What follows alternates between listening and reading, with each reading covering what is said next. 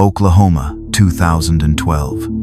In the forgotten corners of the heartland, entire families were vanishing, their lives erased as easily as chalk drawings in the rain. The system, designed to protect, offered only shrugs and excuses, filing them away as runaways or domestic disputes.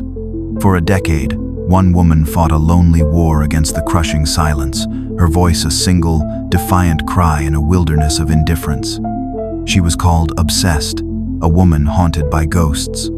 She never knew how right she was, or that the ghosts she chased would lead her to a quiet farm, where a decade of secrets was buried just beneath the soil. Before I begin, thank you for watching. I'd love to know in the comments where you're watching from, and what time it is there. It means a lot to know you're here, sharing these stories with me. We're in this together. Now let me tell you the story.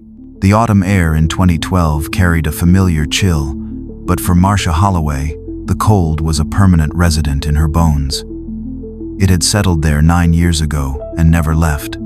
She stood on the wide, concrete steps of the county courthouse, a place designed to project power and permanence, and felt the familiar sting of her own insignificance in its shadow. Before her, a small constellation of candles flickered on the pavement, their tiny flames dancing bravely against a breeze that promised a colder night to come. The small group of people huddled around the lights was a congregation of ghosts, the elderly parents of a vanished son and his family, the sister of a woman who had disappeared with her baby, the quiet, haunted faces of those whom the system had left behind. This was the 9th annual vigil for the Jefferson family, and like every year, their numbers had dwindled. Grief, Marcia had learned, has a half-life. The world's memory decays, but hers did not. When Marcia spoke, her voice was not loud, but it possessed a density that seemed to absorb the surrounding noise, drawing the small crowd into a circle of shared, solemn purpose. It was a voice that had been forged in a crucible of frustration and loss, stripped of any pleading or hysteria, and left with the hard, unyielding core of pure conviction. "They tell us to move on," she said, her eyes meeting each of the faces before her, acknowledging their shared, lonely burden. "They tell us it's a cold case, a sad story with no final chapter. But there is no such thing as a cold case when it's your family. There is only a case that they have chosen to forget. We are here tonight to remember their names, to say them out loud, because a person is not truly gone as long as someone is willing to speak their name into the darkness." Later that night, the scent of candle wax and autumn leaves still clinging to her coat, Marcia stood before the epicenter of her life's work. One entire wall of her small living room had been surrendered to the cause. It was the Wall of the Lost, a sprawling, meticulously organized, and heartbreakingly comprehensive testament to the lives that had been erased. It was a chaotic yet logical tapestry of pain, a place where grief was not a passive emotion but an active tool of investigation. In the center, pride of place belonged to the Jeffersons. The photograph was from a summer barbecue just a month before they vanished. Her cousin Michael, his arm wrapped around his wife Sarah, their 2 small children, a boy and a girl, sitting on the grass before them with chocolate-smeared smiles. It was a perfect, crystalline moment of ordinary happiness, now rendered an artifact of an unthinkable tragedy. Around this central, personal wound, the wall had grown over the years into a grim constellation. 6 families, 22 people. Each family had its own section, anchored by the best photo Marcia could find. School pictures of children with gap-toothed grins, a blurry snapshot of a young couple holding their newborn, a formal portrait of a family of 5 outside their church. These smiling, hopeful faces were connected by a complex web of red yarn, handwritten notes on index cards, and timelines drawn on long sheets of butcher paper. It was a 3-dimensional representation of her own mind, a map of the connections no one else was willing to see. This wall was her confession, her obsession, her promise. Here, in the quiet of her home, the ghosts were not just welcome, they were in charge. They were the silent, demanding clients for whom she worked, pro bono, for the rest of her life if she had to. The system could forget. The world could move on. But on this wall, the case was never cold. The pattern had been a slow, creeping poison, seeping into the county's soil over the course of a decade. It was a plague of absence, of quiet, inexplicable erasures that were too easily explained away. It had begun in the hot, dusty summer of 2003 with the Jeffersons. Michael, Marcia's cousin, was a man as reliable as the sunrise. He was a construction foreman, a man who had never missed a day of work without a call in his life. So, when he didn't show up on a Monday morning, his boss, after hours of unanswered calls, finally contacted the sheriff's department. The wellness check was a study in casual indifference. 2 deputies walked through the unlocked front door of the small, tidy home and found a scene of life interrupted. A half-eaten bowl of cereal was on the kitchen table, the milk beginning to sour in the summer heat. A child's toy truck lay on its side in the living room, as if dropped mid-play. Sarah's purse, containing her wallet and keys, sat on the counter. The family car was in the driveway. These were not the signs of a family that had packed up and left. These were the signs of a family that had intended to come right back. Sheriff Brody, a man whose primary political philosophy was the avoidance of anything that might complicate his peaceful, low-crime re-election campaigns, arrived on the scene. He was a large, imposing figure, his presence filling the small house with a sense of dismissive, seen-it-all authority. He took a cursory look around, his eyes scanning for the obvious signs of a struggle and finding none. "Looks like a domestic," he declared to his deputies, his voice a low, confident rumble. "He probably got into a fight with the wife, packed up the kids, and cleared out to his mama's house for a few days to cool off. Happens all the time." With that single, lazy assumption, the crucial first 48 hours of the investigation were squandered. No alert was issued.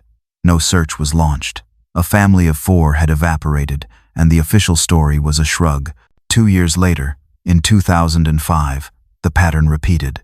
A young, single mother named Alicia and her 5-year-old son, Leo. They were new to the area, living in a small rental unit on the outskirts of town, and their social footprint was shallow. When her landlord called the sheriff's department to report that the rent was 2 weeks late and the apartment appeared to be abandoned, the response was even more cursory.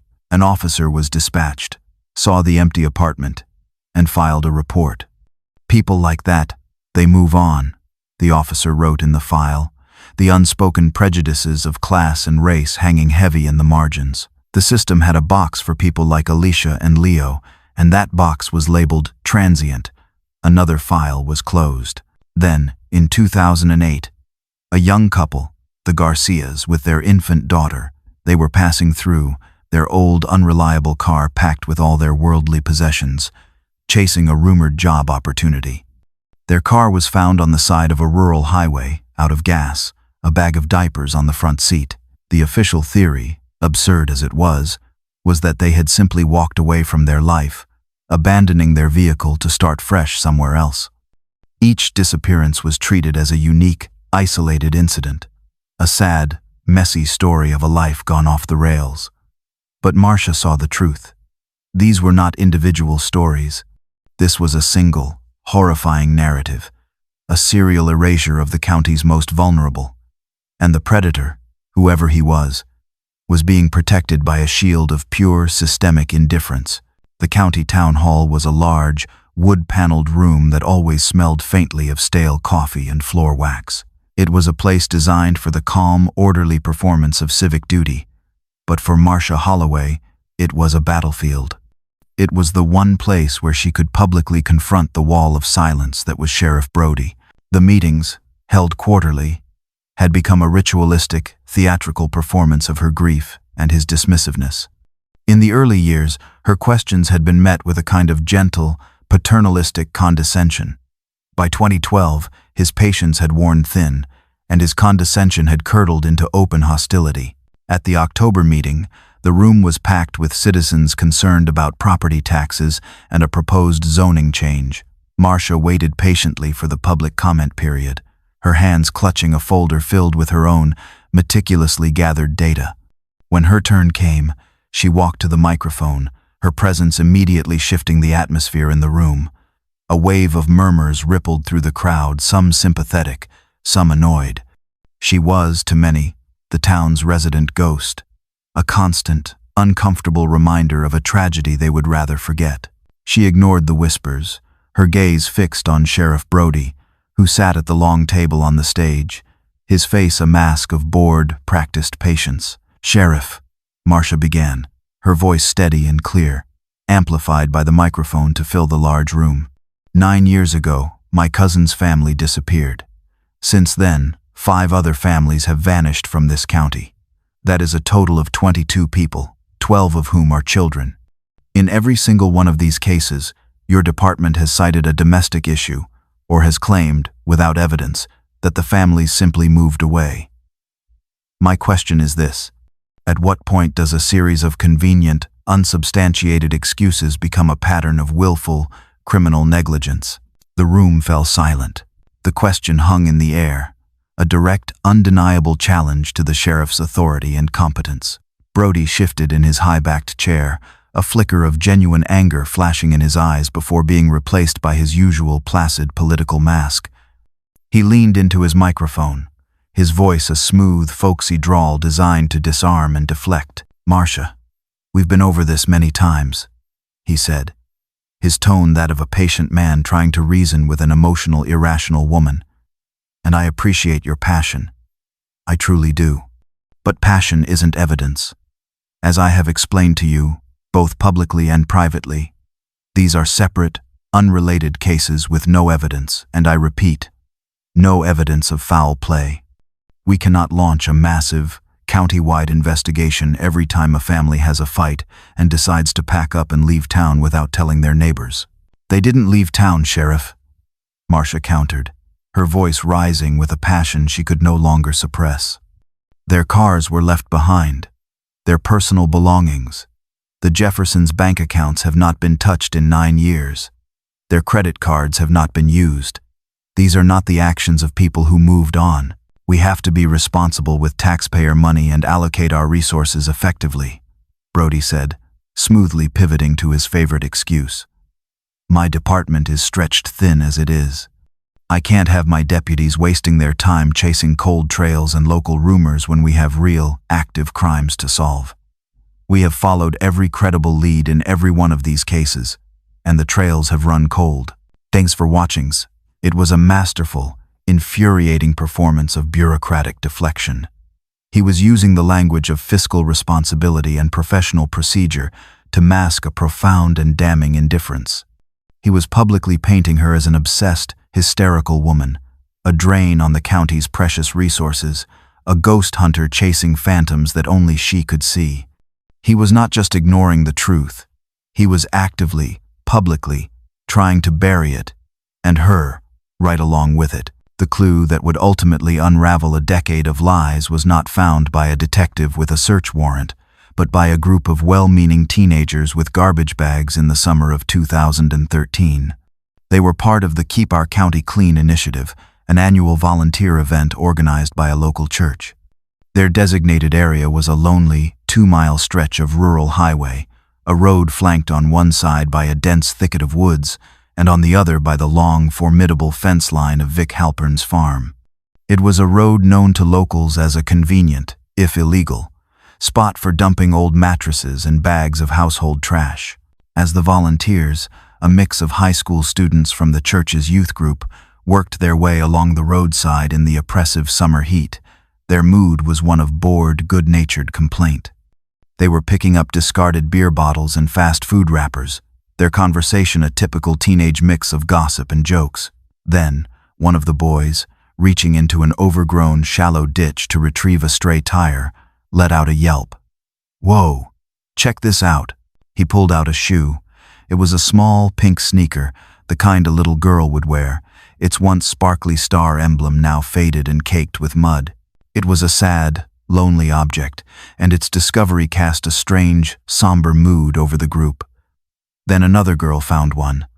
A small, black leather church shoe, its buckle rusted shut. Then another, and another. Soon, they had a small, pathetic pile on the side of the road. There were over a dozen of them, all children's shoes, in a range of sizes and styles, from a tiny, mud-filled rain boot to a pair of boys' sneakers with the laces still tied. It was a bizarre, deeply unsettling collection, a silent, heartbreaking testament to a dozen small, vanished feet. The group leader, a young, earnest deacon, did what he was supposed to do. He called the sheriff's department. An older deputy, a man close to retirement and a longtime friend of Sheriff Brody, was dispatched to the scene. He arrived, took one look at the pile of shoes, and scoffed, the sound a sharp, dismissive bark in the quiet afternoon. "Kids lose shoes all the time," he said with a lazy, condescending wave of his hand. "And people use this road to dump their trash illegally. That's all this is.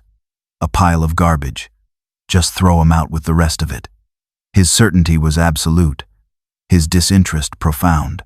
But one of the volunteers, a 16-year-old girl named Jenny who had attended a few of Marcia Holloway's vigils with her mother, felt a cold knot of dread in her stomach.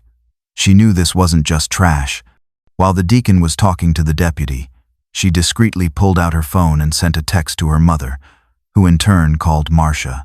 Marcia was there in under an hour, her small pickup truck skidding to a halt on the gravel shoulder. The deputy was long gone. The pile of shoes was still there, a pathetic, ignored monument to the department's indifference. The sight of them, so small, so innocent, so profoundly out of place, was a physical blow, stealing the breath from her lungs. This was not a pile of trash. This was a clue. This was a sign. This was a graveyard. She pulled out the disposable camera and the evidence bags she now carried with her everywhere.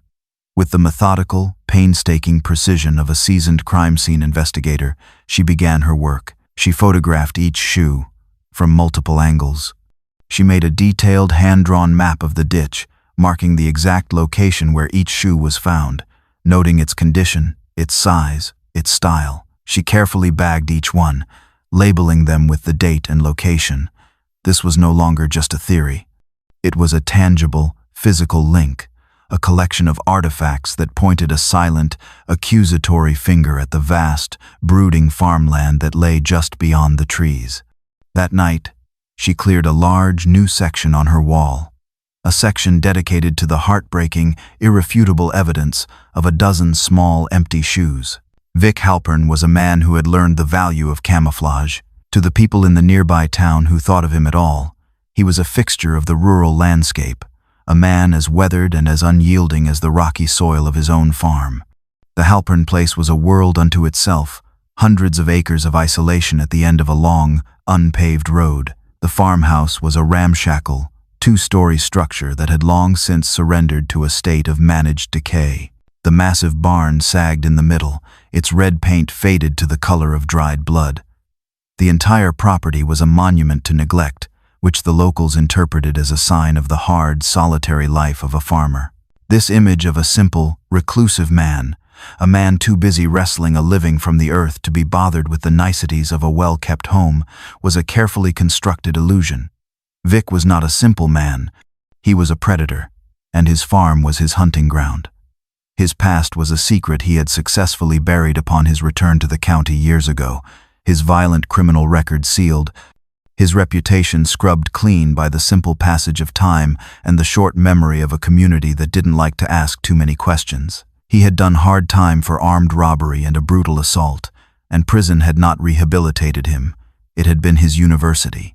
It had sharpened his cunning, stripped away the last vestiges of his empathy, and filled him with a profound, simmering contempt for a world he felt had wronged him. He made his real money not from the soybeans he occasionally planted, but from the darkness that flourished in the shadows of his isolated property. His farm was a crucial, off-the-grid hub for a powerful, out-of-state criminal syndicate. It was a place for money laundering, for storing and moving trafficked goods, a place where the messy, inconvenient problems of a criminal enterprise could be quietly and permanently resolved. The day laborers he hired were not just cheap labor. They were a disposable, invisible workforce, men whose absence would never be noted or investigated. Some of those men, however, were not alone. They were family men, desperate for work, traveling with their wives and children. They were vulnerable, rootless, and trusting. They were the perfect victims. They would arrive at the farm, see something they shouldn't have seen, become a liability. And Vic, with the cold, pragmatic efficiency of a man who saw human beings as either assets or liabilities, would handle the problem. The farm was not just a place of business, it was a place of disposal. It was a kingdom built on the rich, red Oklahoma dirt, a place where the silence of the fields could swallow a family whole and never give up its secret.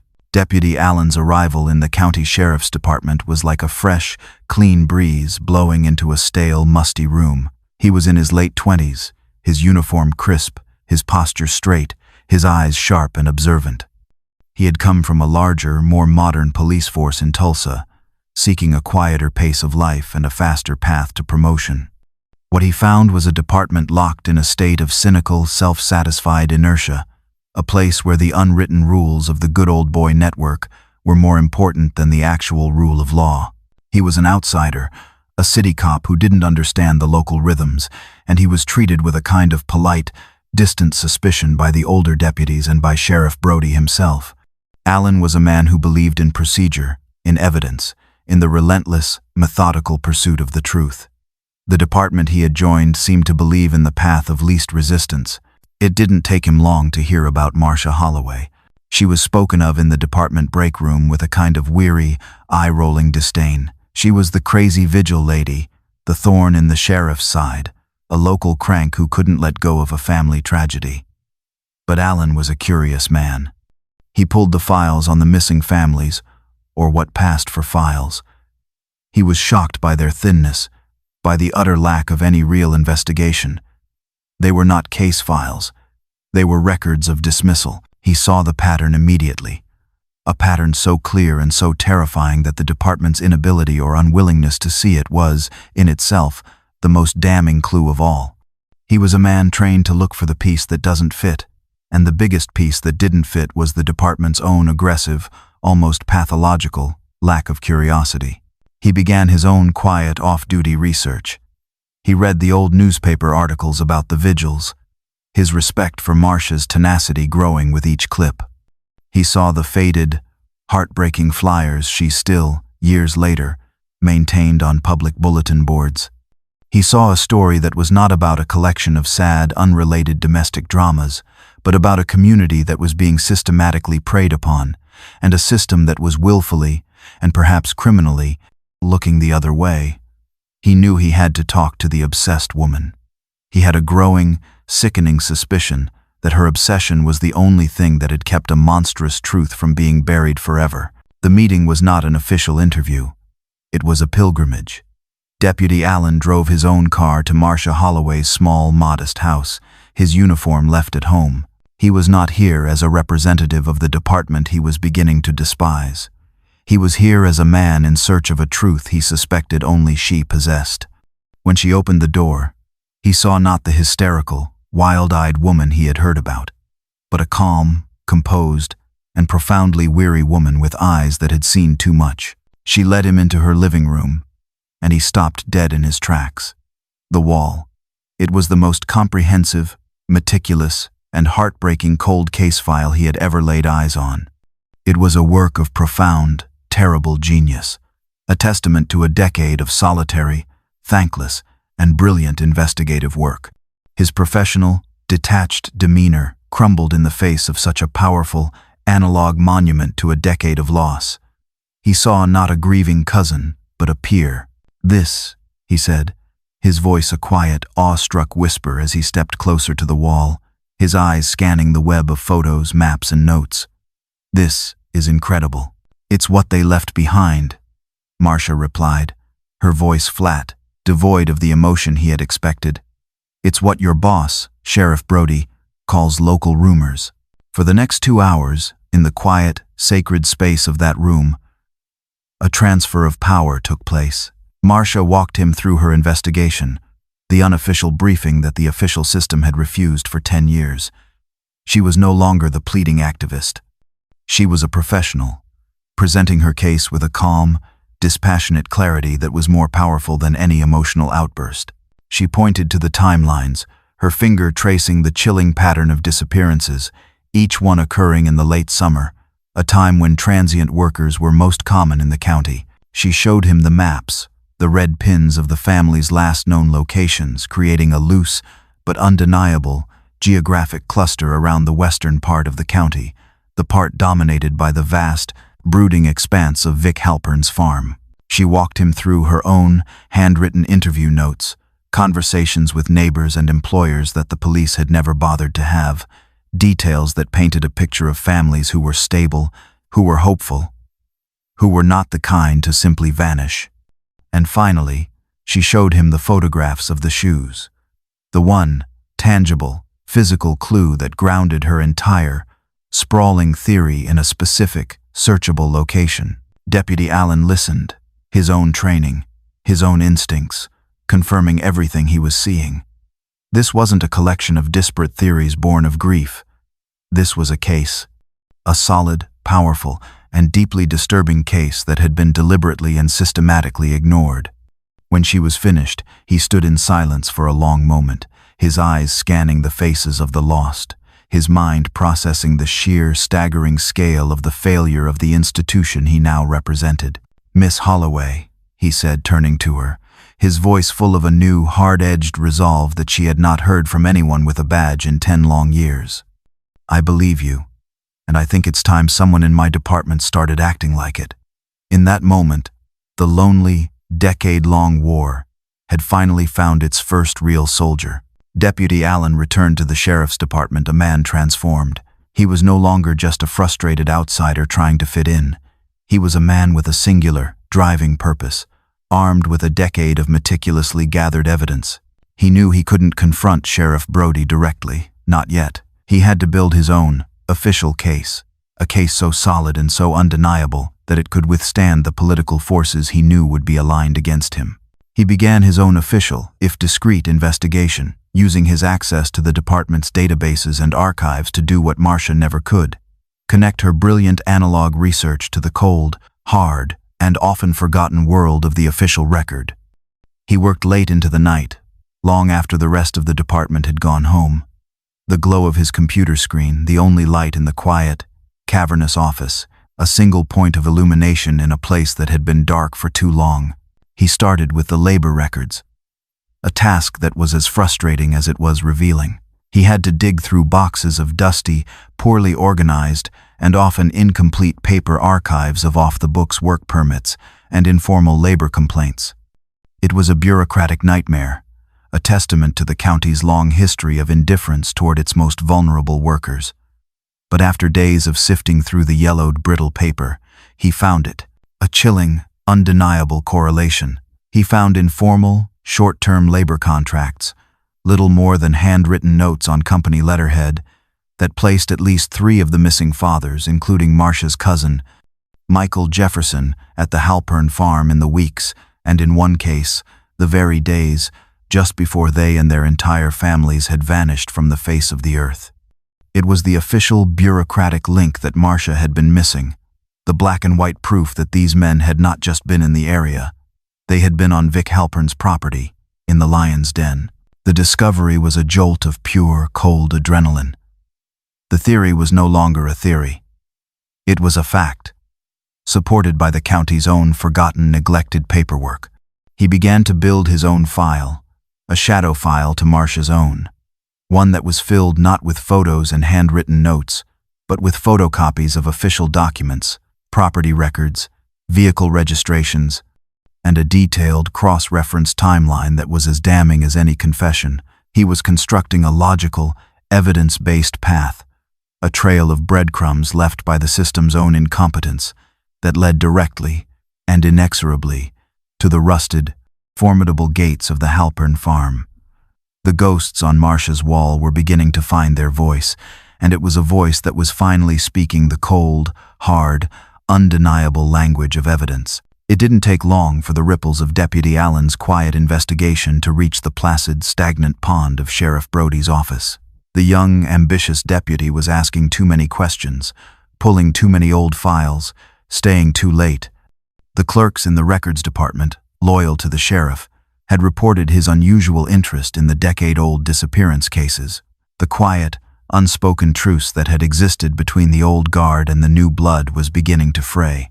One afternoon, Brody summoned Allen to his office. The room was a monument to his long, unchallenged tenure, the walls covered with plaques from local business associations, framed photographs of him with smiling, backslapping politicians, and a large mounted base, its mouth open in a permanent, silent gasp. It was the office of a man who was comfortable, a man who did not like to be disturbed, a man whose power was absolute. "Alan," Brody began, leaning back in his large, creaking leather chair, his expression one of carefully calibrated paternal disappointment. He steepled his fingers, a gesture of thoughtful authority. "I hear you've been spending a lot of your time in the archives. A little bird told me you've been looking into those old disappearance cases, the ones Marcia Holloway is so fond of." "Yes, Sheriff," Alan replied, his own voice steady, respectful, but unyielding. He stood before the large, imposing desk, refusing the offered chair. "I believe I've found some new information, some correlations in our own records, that warrant a second look." Brody sighed, a long, theatrical sound of profound, world-weary fatigue. "Son, let me give you a piece of friendly advice. What you've found is Marcia Holloway. That woman has been a thorn in this department's side for 10 long years. She's a good woman, means well, but she's obsessed. She sees conspiracies where there's just sad, messy life. You're a good cop, Alan. You've got a bright future, but you're letting her get in your head." "With all due respect, Sheriff," Alan pressed, his gaze unwavering, "the evidence I've found is not from her. It's from our own records. Official labor contracts that place 3 of the missing men on Vic Halpern's property, just days, in one case, before they and their families vanished. At the mention of Vic Halpern's name, a subtle, almost imperceptible shift occurred in the sheriff's demeanor. A flicker of something annoyance, defensiveness, something more flashed in his eyes before being masked by a practiced, folksy smile. "Vic Halpern is a hard-working man," Brody said, his voice taking on a harder, more definitive edge. "A pillar of this community. He's had a rough life, but he minds his own business and provides jobs for people who need them. You start harassing a respected landowner like that based on the ramblings of a crazy woman and some flimsy 10-year-old paperwork, and you're going to have a real problem on your hands. I'm telling you, for your own good, and for the good of this department's reputation, you need to let this go." "It's a dead end." The message was crystal clear. It was not a suggestion, it was an order, it was a warning, it was a line drawn in the sand. Alan was being told to stand down, to abandon the truth in favor of protecting the quiet, undisturbed, and politically convenient status quo. The battle was no longer just about a cold case. It was about the very soul of the department. And Alan knew, in that moment, that to continue down this path would not just be an act of investigation, it would be an act of open, defiant insubordination. The Halpern farm, under the cloak of night, was a different entity altogether. The daytime image of a sleepy, neglected agricultural property dissolved, replaced by a sense of tense, illicit purpose. The farm was more than Vic Halpern's home. It was his fortress, his kingdom, and the central, off-the-grid hub of a dark, sprawling enterprise that had nothing to do with soybeans or cattle. The illusion of the simple, reclusive farmer was a carefully constructed piece of rural camouflage, a mask that hid a cold, calculating, and deeply connected criminal mind. One rainy, moonless night, 2 unmarked, black sedans, their expensive tires churning up the thick red mud of the long, unpaved driveway, arrived at the farmhouse. The men who emerged were not locals. They were city men, dressed in sharp, expensive clothes that looked absurdly out of place in the rural, dilapidated setting. They were Vic's business partners, silent associates from a powerful, out-of-state organized crime syndicate for whom he provided a crucial, if gruesome, service. The farm was a vital logistical hub for their trafficking operations. It was a place to store illicit goods, a place to launder money through the cash-heavy, untraceable business of day labor. And, most importantly, it was a place where problems and people could be made to disappear, swallowed by the vast, forgiving, and completely private emptiness of the Oklahoma countryside. The scene inside the farmhouse was not one of rustic charm, but of a tense, high-stakes business meeting. Vic was no longer the slow, gruff farmer. He was a cold, efficient peer, a man who spoke the language of violence and money with a chilling, dispassionate fluency.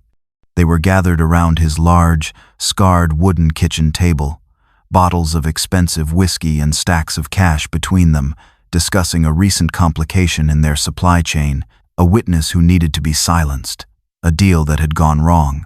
"It's handled," Vic said, his voice a low, confident growl that carried the absolute certainty of a man who had handled such problems many times before. "The land takes care of everything. Always has." This glimpse into his secret world revealed the true, cold and pragmatic motive behind the missing families.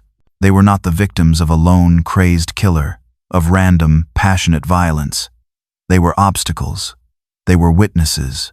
They were loose ends. They were families who, in their desperate search for work, had stumbled into the dark, hidden machinery of Vic's operation. They had seen a delivery they shouldn't have seen, overheard a conversation they shouldn't have heard, or simply asked one too many questions. Their disappearances were not acts of madness. They were cold, pragmatic, business decisions carried out with a ruthless, bottom-line efficiency, and they were disguised as the sad, messy, and conveniently forgettable dramas of transient lives.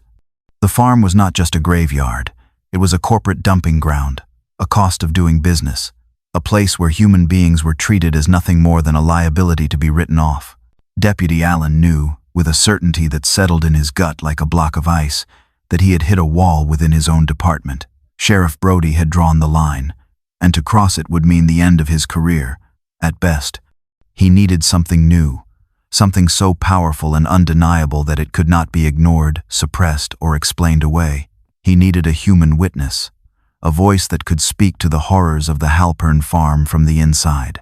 He went back to the dusty, neglected labor records and began the painstaking, thankless, and often frustrating task of tracking down other men who had worked at the Halpern farm over the years and had, by some miracle, managed to leave. Most of the trails were cold, the men having long since moved on, disappearing back into the transient, invisible world from which they had come. But after weeks of dead ends and false leads, he finally found one, a man named Henderson, now living in a small, run-down trailer park on the other side of the state, working a low-wage job at a tire factory. Henderson was a man who looked much older than his years, a man broken by a hard life, his eyes haunted by things he had seen and was desperate to forget. When Allen first approached him, showing his badge and saying the name Vic Halpern, Henderson's face went pale, a mask of pure, primal terror. He refused to speak, shaking his head, his hands trembling. "That man is the devil," Henderson whispered, his eyes darting around the small, cluttered trailer as if Vic himself might materialize from the shadows. "You don't mess with him. You don't talk about him. You just thank God you got away, and you never, ever look back." Allen didn't push. He didn't threaten. He just sat with the man in the cramped, stuffy trailer for over an hour, drinking a cup of bitter, instant coffee, and let the silence and his own quiet, steady presence do the work. And finally, Henderson, perhaps sensing that the young deputy was his one and only chance to unburden his soul, began to talk, his words a torrent of fear and suppressed, nightmarish memory. He spoke of Vic's explosive, unpredictable violence, the way he would beat a man senseless for a minor mistake, his rage, a sudden, terrifying storm. But the most chilling part of his story was about the work he was forced to do, the work that had nothing to do with farming. "He'd make us dig," Henderson said, his voice barely a whisper, his gaze fixed on some distant, terrible point in his memory. "At night, way out in the back fields, by that old rusted-out scrap heap, he'd bring in the backhoe and just have us dig these big, deep pits. He'd say it was for irrigation, for a new septic system. But it was never for that. The holes were too deep. They were the wrong shape, and the things he'd have us put in them, things wrapped in heavy industrial tarps. Heavy things. He said he never saw exactly what was inside the tarps, but he knew. He knew it wasn't garbage, and he knew that the men who asked too many questions, the men who looked too closely, were the ones who didn't show up for work the next day. He had fled the farm in the middle of the night, leaving his last week's pay behind, his only possession the terror that had been his constant companion ever since. This was it. This was the tipping point. It was a first-hand, eyewitness account of the farm's secret, gruesome purpose. It was the voice of a man who had stood at the edge of the grave and had, by some miracle, managed to walk away. And it was a voice that would finally, after a decade of silence, demand to be heard. Deputy Allen now had an arsenal. He had Marcia Holloway's decade of meticulous, heartbreaking, and brilliant investigative work. He had the official, if neglected, labor records from his own department that placed the victims on the suspect's property. And now, he had a terrified but credible eyewitness, a man who could testify to the farm's dark, secret, and horrifying activities. He knew, with an absolute certainty, that going to Sheriff Brody with this information would be a futile and potentially dangerous act. The sheriff would find a way to bury the testimony, to discredit the witness, to shut it all down and protect the quiet, undisturbed status quo that had served him so well for so long. Allen had to go around him. He had to go over his head. He had to take the truth to a higher power. He spent the next 2 days compiling his case, organizing it into a single, comprehensive, and undeniable file. He drove back to the trailer park and had Henderson give a formal, videotaped deposition, his fear still palpable, but his story unwavering. He typed up a formal, sworn affidavit based on this testimony. He made high-quality, color copies of Marcia's maps, her timelines, and her photographs of the shoes. He attached the official labor records he had unearthed, highlighting the chilling correlations. It was a mountain of evidence, a testament to a decade of systemic neglect and a few short, but relentless, months of determined, old-fashioned police work. On a Friday afternoon, he drove the 2 hours to the county seat, bypassing his own department entirely. He requested a private, emergency meeting with a superior court judge, a woman in her 60s with a reputation for being a sharp, no-nonsense legal mind, a judge who was known to have little patience for the lazy, good-old-boy politics of the rural counties under her jurisdiction. In the quiet, wood-paneled, and deeply intimidating world of the judge's chambers, Deputy Allen, a young, unknown deputy from a backwater county, laid out his case. He spoke for over an hour, his voice calm, steady, and professional, as he walked her through the pattern of disappearances, the systemic failures and willful blindness of the sheriff's department, and the new, damning, and terrifying testimony of his witness. The judge listened in stunned, growing horror. She read Henderson's affidavit, her expression hardening from professional curiosity into a mask of cold, controlled fury with each line. She looked at the photos of the smiling, vanished families, her gaze lingering on the faces of the children. And then she looked at the pictures of the small, pathetic, mud-caked shoes found at the edge of the property that was the nexus of it all. When Allen was finished, she didn't hesitate. She didn't need to deliberate. She took a pen from her desk, and with a series of sharp, angry, and decisive strokes, she signed the search warrant. It was not a limited warrant, not a request to search a single building or a specific area. It was a full-scale, top-to-bottom, no-holds-barred warrant for the entire sprawling Halpern property, a document that gave Allen the power to dig up every square inch of that cursed land if he had to. Allen walked out of the courthouse and into the late afternoon sun, the signed warrant clutched in his hand. It felt as heavy and as powerful as a weapon. The long, silent war, the one that had been fought in the shadows for a decade, was about to become very loud.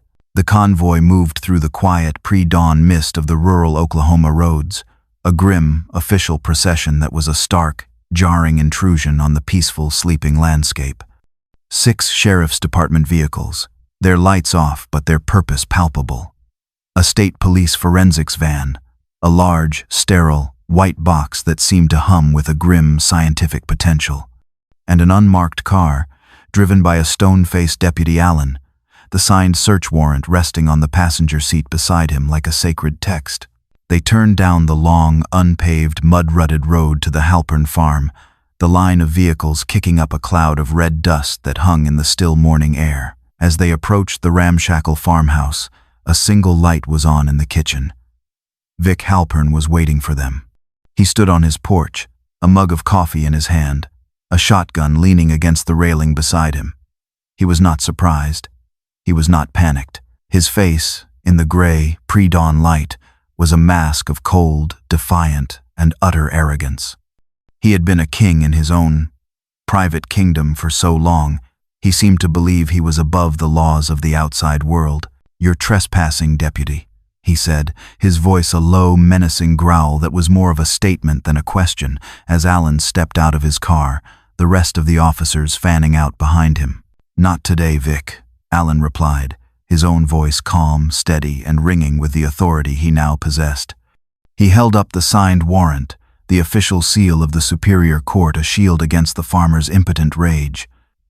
"Today, we have an invitation from a judge." Sheriff Brody was there, his presence required by law. But he was a diminished, irrelevant figure. He stood off to the side, his usual blustering, back-slapping authority replaced by a sullen, uncomfortable silence. He was a man who had been outmaneuvered, his kingdom of neglect now being invaded by a truth he had tried so hard to bury. He was a passenger, a reluctant, resentful witness to an investigation that was now being driven by his own insubordinate deputy, a young man who had dared to do the job he himself had refused to do for a decade. The scale of the task before them was immense. The Halpern farm was hundreds of acres of fields, woods, dilapidated structures, and a decade of secrets. It was a vast, rural haystack, and they were looking for the needles of a dozen lost, stolen lives. But they were not searching blind. They were not wandering aimlessly. They had a map. They had Marcia's map. Alan, now in command, coordinating with the forensics team leader, directed the search teams to the specific remote areas that a grieving woman's decade of relentless, obsessive research had identified as points of interest. The overgrown field where the shoes had been found, the area behind the old, sagging barn where the witness had been forced to dig, a forgotten, rusted scrap heap at the far, desolate edge of the property. The search had a purpose, a focus, born of a promise made at 1,000 lonely vigils. The first discovery was not dramatic. It was quiet, mundane, and all the more horrifying for it. It was made not with a shovel, but with a metal detector. A young forensics technician, her face beaded with sweat under the rising morning sun, was sweeping a patch of obviously disturbed earth near the rusted-out skeletal hulk of an old combine harvester, a place that Marcia's maps had marked with a large red circle. She got a strong, clear, and persistent signal. The team began to dig, not with the brute force of a backhoe, but with the delicate, patient tools of an archaeologist, carefully removing the topsoil, layer by layer. And then, they found it. It wasn't what they had been dreading, but it was just as damning, just as final. It was a woman's purse. Its cheap, imitation leather cracked and rotted from its years in the damp, unforgiving earth. With a pair of tweezers, the team leader carefully, reverently, opened it. Inside, miraculously preserved by the cheap, airtight plastic of the wallet, was a driver's license. The face that stared up at them, faded but still clear, was the smiling, hopeful face of Sarah Jefferson, Marcia Holloway's cousin. Beneath it, tucked into a photo sleeve, was a small, worn school picture of her 7-year-old son, his grin revealing a missing front tooth. A hushed, reverent, and deeply sorrowful silence fell over the search team. They were no longer just investigators searching for evidence. They were standing in a grave. They were standing on holy ground. The abstract, statistical nature of the case had just been given a face, a name, a life. The discovery opened the floodgates. Once they knew what to look for, the subtle, unnatural depressions in the ground, the areas where the vegetation grew a little too thick, a little too green, they began to find them everywhere. Near the old, dilapidated barn, in a shallow pit that had been covered with a sheet of corrugated tin, they unearthed a small, plastic, cartoon-themed lunchbox. Inside, wrapped in a piece of rotted cloth, was a worn, well-loved teddy bear, its button eyes staring up at the sky with a silent, heartbreaking accusation. In another location, a deep hole hidden beneath a mountain of discarded tires and rusted farm equipment, they found a man's wallet, its contents including the ID of a father from another of the missing families from Marcia's wall. In the same hole, they found a set of car keys and a woman's simple, gold wedding ring. Each discovery was a new, heartbreaking blow, a tangible physical link to a life that had been brutally, systematically, and casually erased. They were unearthing not just the secrets of a single, evil man, but the ghosts of an entire county, the lost souls who had been dismissed, discounted, and forgotten. Marcia's wall of photographs was being mirrored here, in the cold, hard, and unforgiving reality of the red Oklahoma dirt. As the long, grim day wore on, and the sun began to dip toward the western horizon, painting the sky in shades of orange and blood red, the full, staggering horror of the Halpern farm was laid bare. It was not just a farm. It was not just a hub for a sophisticated criminal enterprise. It was a field of secrets, a massive, sprawling, and secret dumping ground. A place where the final, tragic chapter of a dozen lives had been written in the dirt. The search teams, now guided by the grim, unerring expertise of cadaver dogs, had identified over a dozen sites of interest scattered across the vast, unforgiving property. Each site told the same silent, terrible story. They were shallow burials, hidden pits, forgotten wells, places where the earth had been disturbed and then hastily, carelessly covered over. The perpetrator confident in the land's ability and the law's unwillingness to keep his secrets. The farm was a library of the lost, each gruesome site a different, tragic chapter in a decade-long saga of terror. The personal effects they had painstakingly unearthed belonged to at least 6 different families, their identities confirmed on-site by the wallets, the IDs, the scraps of mail, and the items of sentimental value that a family on the run would never have left behind. The number of victims was 22, just as Marcia had always claimed, her obsessed calculations now tragically and perfectly vindicated. Vic Halpern had used his ancestral land as his own personal landfill, a place to dispose of the human evidence of his crimes with the same detached indifference with which he would have disposed of a dead animal or a piece of broken machinery.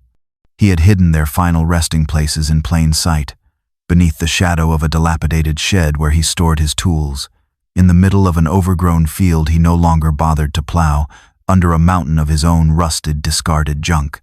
He had counted on the vastness of his property, the isolation of his life, and most of all, on the systemic, ingrained indifference of the world beyond his gates, to keep his secrets buried forever. As the last of the autumn light faded, the Halpern farm was transformed. The floodlights of the forensics teams flickered on, casting long, dancing shadows across the fields. It was no longer just a piece of rural property. It was a massive, sprawling crime scene, its fields dotted with the cold, white, sterile lights of the investigators, a grim, terrible constellation of man-made stars, each one marking a place where the lost, the dismissed, and the forgotten had finally, after a decade of agonizing silence, been found. Vic Halpern's arrest was as cold and as silent as the man himself. He was led from his farmhouse in handcuffs just as the sun was setting, his face a mask of stone-cold, contemptuous indifference. He showed no remorse, no fear, no emotion at all. He looked at the chaos he had created, the flashing lights of the police cars, the grim-faced officers, the acres of his ancestral land now cordoned off with yellow crime scene tape with the detached, dismissive air of a man observing someone else's minor inconvenience. He had been a king in his own, dirt-caked kingdom for so long, he seemed incapable of processing his own defeat. The discovery on the Halpern farm became a national story, a horrifying tale of a monster hiding in plain sight, and of a system that had failed its most vulnerable citizens for over a decade. The national media descended on the small, quiet county, their satellite trucks a jarring, modern intrusion on the rural landscape. Sheriff Brody was forced into an early, disgraced retirement, his long, comfortable tenure forever tarnished by a willful, cynical blindness that had allowed a mass grave to flourish in his own backyard. The news brought a strange, hollow, and deeply unsettling sense of victory to the community.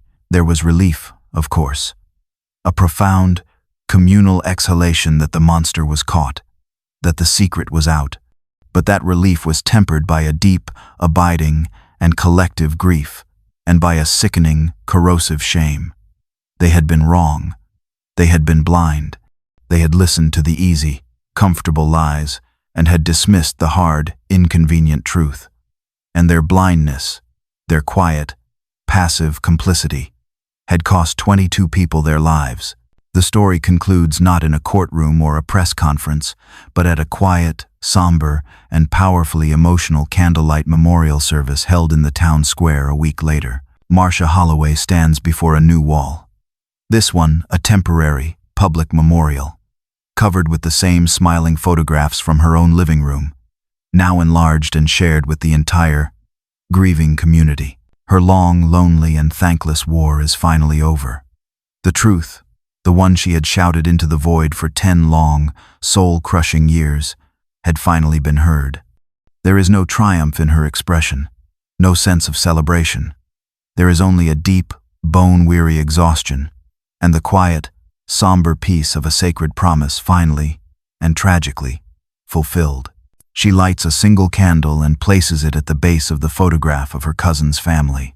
She looks at their smiling, forever young faces, and then at the faces of all the others, the ghosts she had carried for so long, the family she had built from loss and memory. They had been dismissed. They had been discounted. They had been forgotten. But she had remembered. As she turns to leave, a young reporter, her voice full of a respectful, gentle awe, asks her how it feels to have been right all along, after all this time, after all the dismissals. Marcia stops, looks back at the flickering wall of candles, at the faces of the lost, now found. She thinks of the years of being called obsessed, of being patronized, of being ignored, and she says, her voice a quiet, powerful whisper that carries the weight of a decade of grief and a lifetime of conviction, "They called us paranoid. But we were right all along."